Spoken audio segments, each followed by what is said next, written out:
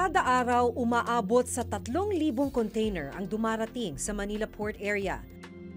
Ang Bureau of Customs o BOC ang tagasala at tagatiyak na walang pumapasok na iligal na kargamento sa bansa.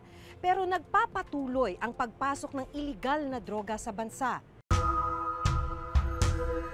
Noong 2017, may 6.4 billion peso drug shipment na nakalusot. Ngayong taon, may 2.4 billion peso drug shipment na nasabat sa loob mismo ng port area.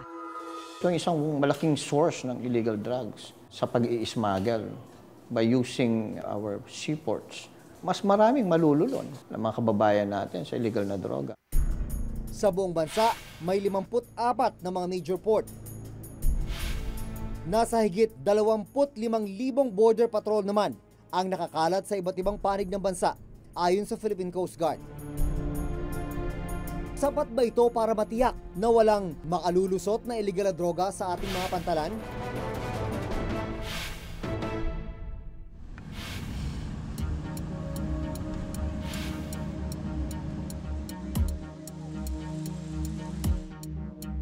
Si Director General Aaron Aquino, ang kasalukuyang hepe ng Philippine Drug Enforcement Agency o PDEA. Kwento niya, July 2, 2018, nang una silang makatanggap ng tip na may nakapasok na drug shipment sa Maynila. Sa intelligence information na nakuha ng PDEA, nakapasok ang minamanmanan nilang drug shipment sa Manila Port Area noong June 28, 2018. Galing daw sa Malaysia ang kargamento. Door frames for construction ang nakadeklarang laman ng container. Dumating yung sa MICP, mga June 28, nag-conduct kami kaagad ng investigation, backtracking investigation with Customs, PNP, and PDEA. And there are series of meetings after that. And then we tapped the higher leadership of the Customs, si General La Peña, si General Quinto, na, Sir, ganito, ganito, ganito, inistoryahan namin. And then finally, we opened it, nakita naman natin may laman. Hinintay ng PDEA kung may maglalabas sa container, pero umabot ng isang buwan, walang kumukuha nito. Hanggang noong July 31, idineklara ng BOC na abandon na ang kargamento.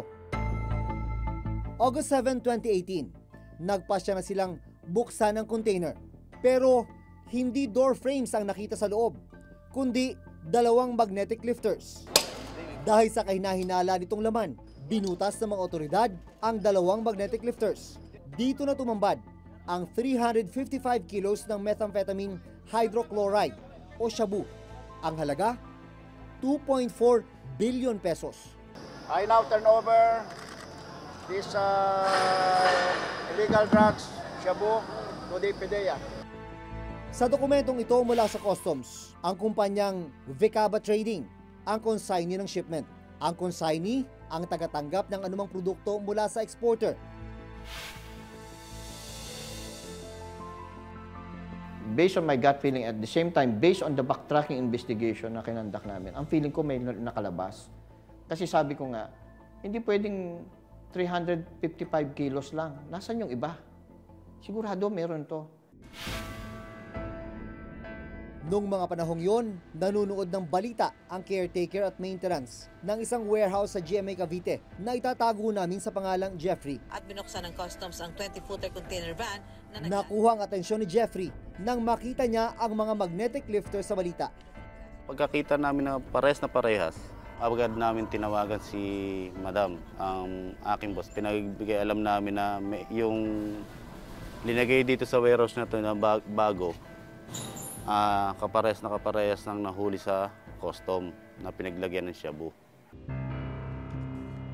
Agad daw itinawag ni Jeffrey sa barangay official at sa GMA Cavite Police ang tip.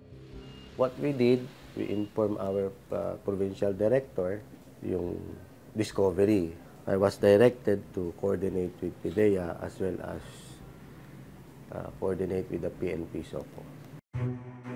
August 8, sa pakikipagtulungan ng GMA Cavite Police at Bureau of Customs, agad nagsagawa ng investigasyon ng PDEA. Sa pahintulot ng GMA Cavite PNP, nakapasok kami sa loob ng warehouse. Dito, naabutan pa namin ang 4 na magnetic lifters. Kaparehong-kapareho ito ng mga nakita sa Manila International Container Port o MICP. May mga nakakalat ding foil na halos kapareho ng foil na pinagbalutan ng shabu sa mga magnetic lifter sa MICP. Alas 10 ng gabi ng August 8, nagsagawa ng swabbing ang PNP SOCO at PIDEA sa 4 na magnetic lifters para matukoy kung may possible presence of dangerous drugs. Maging ang mga aluminum foil na nakita sa area, dumaan din sa swabbing.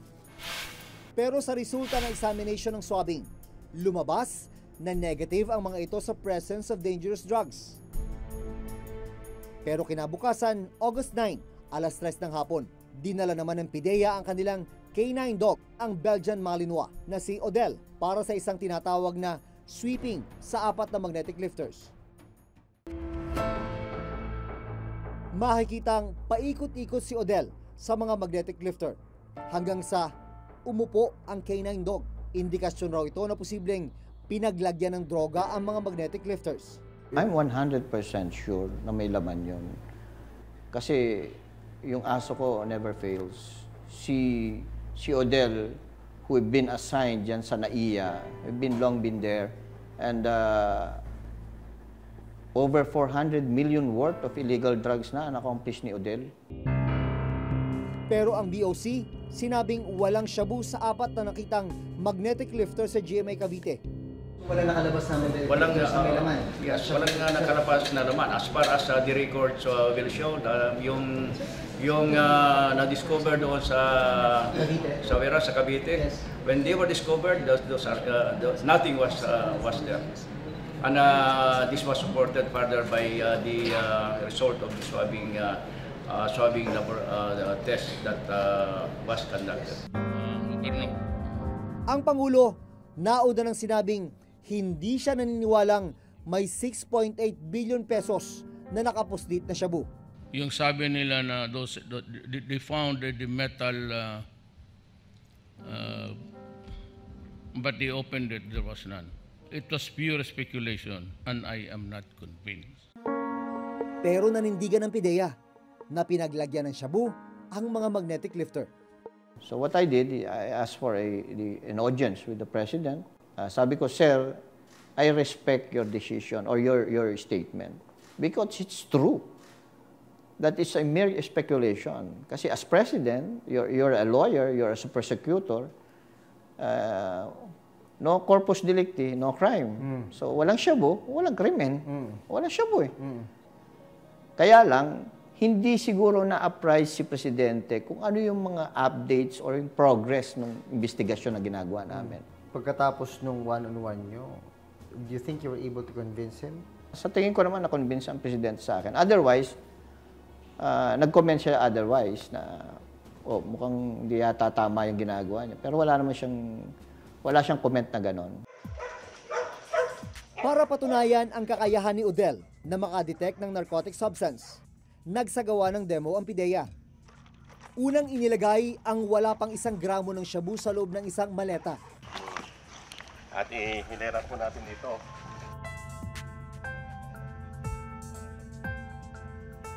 Pagkatapos ay inilinya ang iba pang maleta.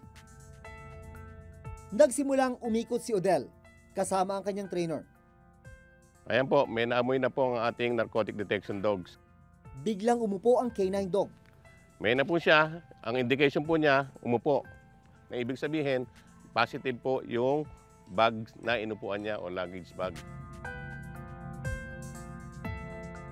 Malaki na itutulong ni Odell sa amin and that dog never fails and ilang beses niyang inupuan bawat canister, bawat magnetic lifters, 2 times per lifters ang inupuan niya. I'm 100% drugs ang ano yun. Sino ang mas kapanipaniwala?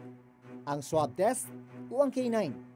Sabi ko, we can never make a joint investigation. Dahil sa simula pa lang, taliwas na yung statement ng parehong ahensya.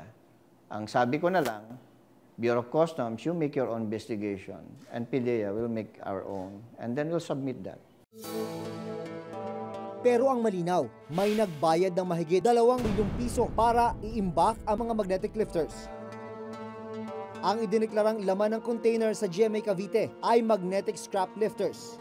Bakit kinailangang abandonahin at iwan ang mga ito?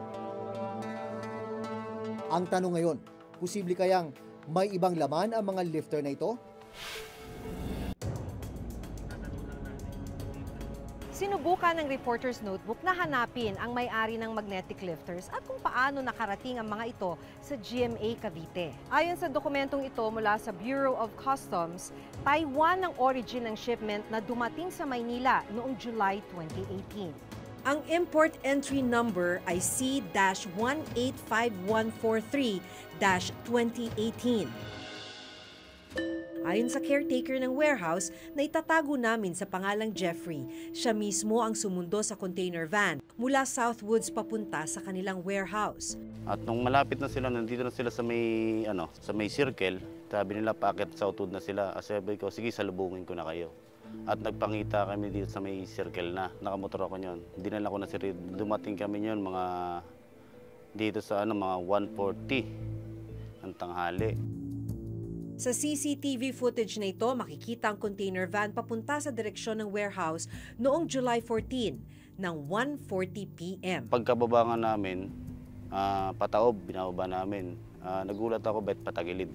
Pagka-arrange nila na maayos, di okay na, natapos na kami ng alas 10. Pagkatapos namin ng alas 10, sinara agad nila yung pinto. Kwento ni Jeffrey, July 15, bandang alas 10 ng umaga, habang nasa loob ang 7 Chinese na lalaki. Narinig niya ang tunog ng isang grinder sa loob ng warehouse. Sumilip daw siya pero 2 Chinese national ang lumabas ng warehouse at sumita sa kanya. Yung pagsara ko ng pinto at doon ko nakita naman yung isang Chinese, hawak ako ng grinder, pinapaandar yung grinder at pinapaan na sa bakal. Maligid ako rin, pumunta ako sa may gilid dito, pumunta sa gilid na yun, kung may makikita akong butas. Kasi parang gusto kong makita kung paano, ano yung ginagawa nila kasi may grinder, bakit may grinder. Sa affidavit ni Vicenta Contemprate, ang may-ari ng warehouse na Reka Property Corporation. Buwan ng Mayo ngayong taon na makipag-meeting siya sa ilang Chinese national para sa pagrenta ng kanyang warehouse. Kinontrata raw ng mga Chinese national ang warehouse sa loob ng 1 taon. Sa investigasyon ng PNP at ng PIDEA, lumalabas na isang Red Day Machineries Parts Corporation ang nagrenta ng warehouse at nag-issue ng cheque na may kabuang halaga na 2 million pesos. Tinungo ng Reporter's Notebook ang nakadeklarang address ng Red Day Machineries Parts Corporation. Pero nalaman namin na wala na rito ang opisina ng Red Day Machinery Corporation. August 10, 2018 pa raw, nang huling nag-opisina dito ang kumpanya. Sa import permit details na nakuha namin mula sa BOC, lumalabas na isang SMYD Trading ang tumayong consignee ng container van na nakita sa Cavite. Hindi ko po alam na yung SMYD ginamit nila as consignee. Pero pumayag ka, tumanggap ka ng pera eh. Pumayag po ako dahil tinignan ko naman po ay yung dokumento. Nakalagay naman po ay scrap lifter. Pumayag po ako. Sa dokumentong ito mula sa BOC, sa red lane dumaan ang container van. Ibig sabihin, dumaan sa x-ray scanner at maging sa physical examination ang kargamento. Pero kung totoong may droga sa loob ng magnetic lifters, paano naman itong nakalusot sa x-ray? Nasa modus na kasi ng drug syndicates yun. Pag regular kliyente na kita, doon ako magpapasok ng illegal. Suki, parang suki. Parang suki. Suki na nga. Alam naman ko naman na legal lahat ang pinapasok mo. Sa 20 containers na ipinasok mo, for example, yung pang 21, pang 22, may laman na. Or, meron din naman talagang alam na may kontrabando doon sa loob. So under your watch, wala talaga nakalusot? Yes, I would say yes. So far as with what we have on record, there's none. May isang ipapasok sana, yung 2 container ay yung magnetic lifter, but these were apprehended inside the port. Nalaman din namin na ang mga x-ray pala na ito, hugis lang pala ang nakikita. Makikita nila yung bilog, yung hollow, but as to yung ito ay specific nakaka-detect ng drugs, wala pa po.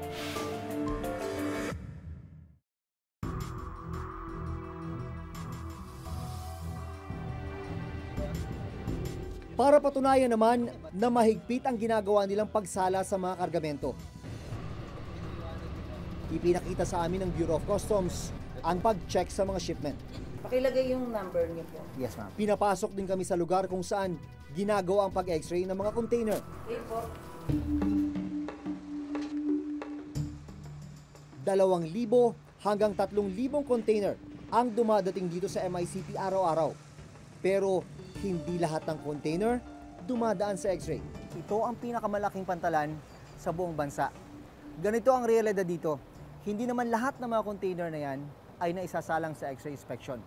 Kaya kung walang matibay na intelligence information, hindi imposibleng may makalusot na kontrabando. Nalaman din namin na ang mga x-ray pala na ito, hugis lang pala ang nakikita. So, ibig sabihin, wala pa kayong mga specific x-ray equipment for specific purposes? Wala pa po. Ang generic lang po ito na naka-true and true, and then based on experience, makikita nila yung bilog, yung hollow, but as to yung ito ay specific nakaka-detect ng drugs, wala pa po. Puna ng ilan, habang patuloy ang laban kontra droga ng pamahalaan sa kalsada, harap-harapan namang nakalulusot ang bilyon-bilyong pisong halaga ng shabu sa ating mga pantalan. Isa sa mga criticism nga doon natin sa war on drugs, ang mga namamatay, ang mga nahuhuli, yung mga maliliit. Samantalang ang mga malalaking sindikato, ang malalaking shabu lab ay hindi nahuhuli. Paano magtatagumpay ang kampanya kontra droga kung ang mga naaaresto, mga napapatay nasa mababa, nasa gitna? Dapat mas paigtingin natin ang pag-supervise siguro sa tao natin. Kasi kung hindi natin talaga masusupervise lahat hanggang sa baba, merong mga tiwali dyan na gagawa eh. Sa buong bansa, nasa higit 300 ng port areas at 54 din ang base ports o major port areas. Hindi pa kasama rito yung ibang pantalan na hindi sakop ng Philippine Ports Authority. Masasabi niyo ba natigil na talaga yung pagpasok ng mga bulto? Napipigilan niyo talaga ipapasok ng Yes, mga bulto? I can say that we can stop that with the equipment that we have. But of course, yung ating shorelines ay masyadong poros. It's a very long shoreline, and we have a lot of private ports. As well as yung mga ibang modus na mga nag-ship dito ng mga contrabandos are through the bombing modus, yung i-drop sa dagat. Dagdag pa ng BOC, kailangan nila ngayon ng mas pinalakas na intelligence para malaman kung may papasok na iligal na kargamento sa mga pantalan. Kung tutuusin, ayon na rin mismo sa Commission on Audit, papataas ang intelligence fund na ginagamit ng Office of the President. Mula 700 million pesos na Intel Fund noong 2016, umakyat ito sa 2.5 billion pesos noong 2017. Pero giit ng BOC, patuloy nilang pinaiigting ang kanilang pagbabantay. Katunayan, ito lamang Lunes, 6 na balikbayan box na may lamang mga kontrabando ang ipinakita ng Bureau of Customs sa media. Balikbayan box ito galing sa Amerika, dumating sa Pilipinas mga 5 buwan na nakakaraan. Pinalabas na ang laman ay mga kape, kung iba't iba pang pasalubong. Pero sa loob, magasin ng baril at iba't ibang klase ng bala. Halos 20,000 ammunition o mga bala ng AK-47, matataas na klase ng mga magazine at accessories ng baril ang nakuha sa mga kahon.